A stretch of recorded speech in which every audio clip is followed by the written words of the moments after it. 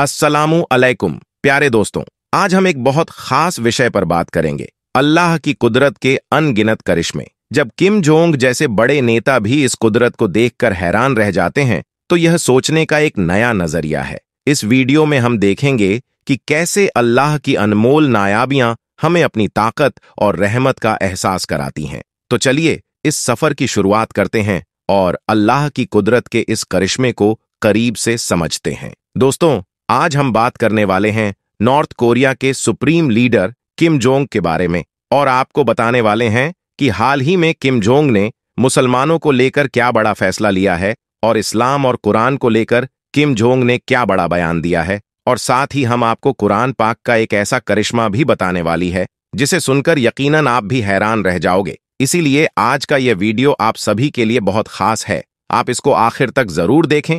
और सबसे पहले, अगर आप भी इस्लाम को सुपर पावर मानते हो तो आप इस वीडियो को दिल से एक लाइक जरूर कर दें और मेहरबानी करके इसे शेयर भी कर दें ताकि और भी लोगों के पास में यह वीडियो पहुंच जाए। तो चलिए दोस्तों, शुरू करते हैं। दोस्तों, नॉर्थ कोरिया पूर्वी एशिया का एक देश है। यह पूरी दुनिया का एकमात्र ऐसा देश है जो इस बात की परवाह नहीं करता है कि क्या सही है और क्या गलत है। यहाँ पर छोटी छोटी बातों को लेकर भी अजीबोगरीब कानून बने हुए हैं, जिनका पालन न करने पर इस देश के नागरिक को सीधी मौत की सजा दी जाती है। ऐसा इसलिए क्योंकि आप सब जानते हो कि किम जोंग नॉर्थ कोरिया का एक सन की लीडर है। साल 2011 में सत्ता संभालने के बाद से ही किम जोंग की पहचान इंटरनेशनल मीडिया में एक सनकी तानाशाह की रही है। इसके अजीबो गरीब फैसलों की खबरें अक्सर पूरी दुनिया की मीडिया में चलती रहती हैं। हम आपको बता दें कि नॉर्थ कोरिया में किम जोंग की इजाजत के बगैर एक पत्ता तक नहीं हिलता है।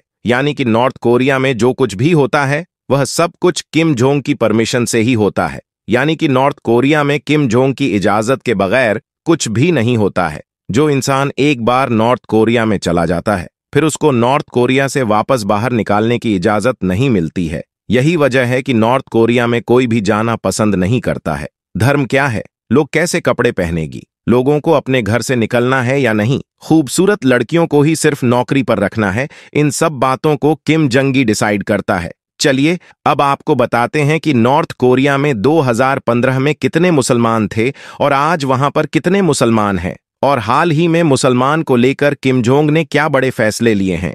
दोस्तों, एक मशहूर वेबसाइट के मुताबिक 2015 में नॉर्थ कोरिया की कुल पॉपुलेशन 2,61,00,000 थी, जिनमें से 4,11,000 की पॉपुलेशन ईसाई धर्म की थी और करीब इतने ही बौद्ध धर्म की मानने वाले लोग थे।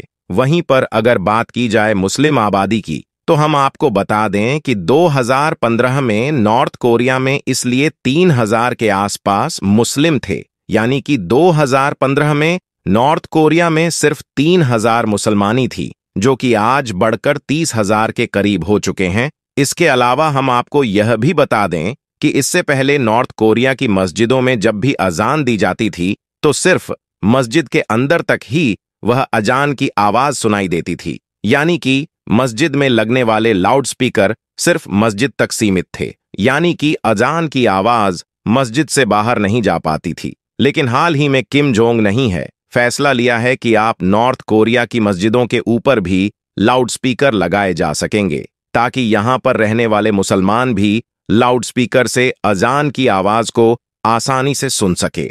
इसके अलावा दोस्तों, आपको यहां जानकर भी खुशी होगी कि नॉर्थ कोरिया की सुप्रीम कोर्ट ने भी अब मस्जिदों के ऊपर माइक लगाने की परमिशन दे दी है। अब नॉर्थ कोरिया में रहने वाले मुस्लिम भी अजान की आवाज को सुन सकेंगे और अजान की आवाज सुनकर वह मस्जिदों में नमाज पढ़ने के लिए जा सकेंगे। अब आप सोच रहे होंगे कि नॉर्थ कोरिया में अचानक से इतना बदलाव कैसे आ गया, किम जोंग अचानक मुसलमान के बारे में सोने कैसे लग गया। तो हम आपको बता दें कि इसके पीछे एक कहानी है। जब से नॉर्थ कोरिया में यह वाकया पेश आया है, इसके बाद से किम जोंग ने मुसलमान के हित में काम करना शुरू कर दिया है। और वह वाक्य यह है कि एक बार नॉर्थ कोरिया में एक अजीबोगरीब मसाला उलझ गया था।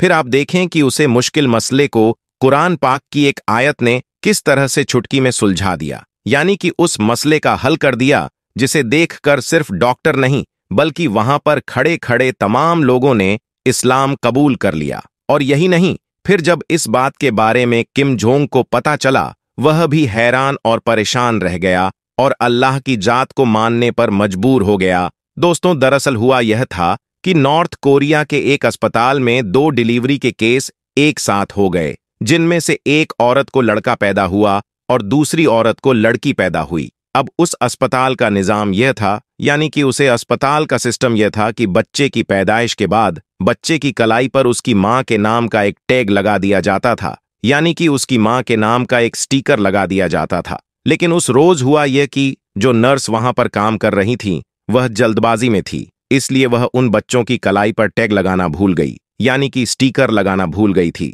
इस वजह से वह दोनों बच्चे आपस में मिक्स हो गए। अब ऐसे में उनके लिए यह मालूम करना मुश्किल हो रहा था इनमें से बेटा किस औरत के पैदा हुआ है और बेटी किस औरत के पैदा हुई है। इस मसले को देखकर हॉस्पिटल में तमाम डॉक्टर हैरान और परेशान हो गए और सोचने लगे कि अब इस मसले का हल कैसे ढूंढा जाए, यानी कि अब इस मामले को कैसे सुलझाया जाए। उन डॉक्टरों को कोई भी आसान तरीका नहीं सूझ रहा था, इसलिए फिर वह पास ही एक दूसरे डॉक्टर के पास गए, जो कि इराक का रहने वाला एक मुस्लिम डॉक्टर था, जिसका नाम डॉक्टर अहमद था। वह उसे कहने लगे कि डॉक्टर, तुम तो कहते थे ना कि कुरान पाक में दुनिया की हर मसले का हाल मौजूद है। अब आप हमें बताओ कि हमारे हॉस्पिटल का यह मसला कैसे सुलझेगा, यानी कि अब हम यह कैसे पता लगाएं कि किस औरत का बेटा है और किस औरत की बेटी है। तो यह सुनकर वह मुस्लिम डॉक्टर मुस्कुराने लगा और कहने लगा कि बेशक कुरान पाक में दुनिया की हर मसले का हल मौजूद है और मैं आपको इस मसले का भी हल जरूर बताऊंगा,